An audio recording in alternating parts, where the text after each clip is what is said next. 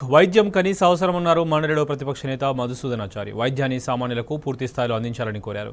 కాంగ్రెస్ అధికారంలోకి వచ్చాక వైద్య రంగాన్ని పట్టించుకోవట్లేదని చెప్పారు. ఆసుపత్రుల విషయంలో ప్రభుత్వం ప్రత్యేక శ్రద్ధ వహించాలని కోరారు.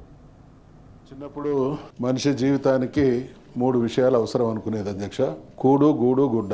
ఇప్పుడు ఈ మూడిటితో పాటు వైద్యం కూడా ఒక కనీస అవసరమైంది అధ్యక్ష.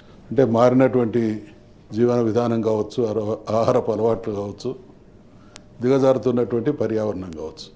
దీంతోపాటు నిత్య జీవితంలో మన బడ్జెట్ రీత్యా కూడా చాలా ఎక్స్పెన్సివ్గా వైద్యం అనేది తయారైంది అధ్యక్ష. అంటే వైద్యాన్ని సామాన్యులకు పూర్తి స్థాయిలో అందించాలి.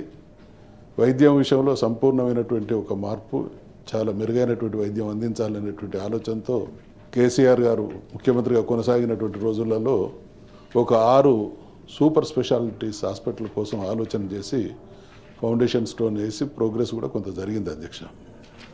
ఈ మధ్యకాలంలో వాటి ప్రోగ్రెస్ కాస్త తక్కువ కనబడతా ఉన్నది.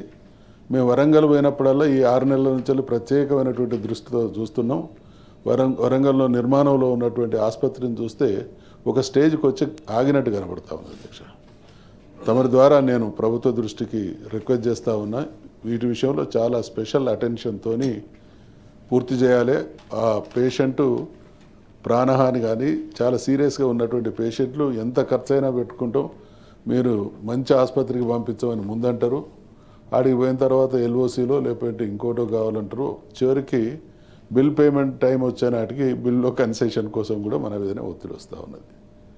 ఇవన్నీ మనకు కూడా కొంత ఇబ్బందితో కూడుకున్నటువంటి పరిస్థితి కాబట్టి ఈ ఆసుపత్రుల విషయంలో ప్రభుత్వం ప్రత్యేకమైనటువంటి శ్రద్ధ వహించాలని కోరుతా ఉన్నా.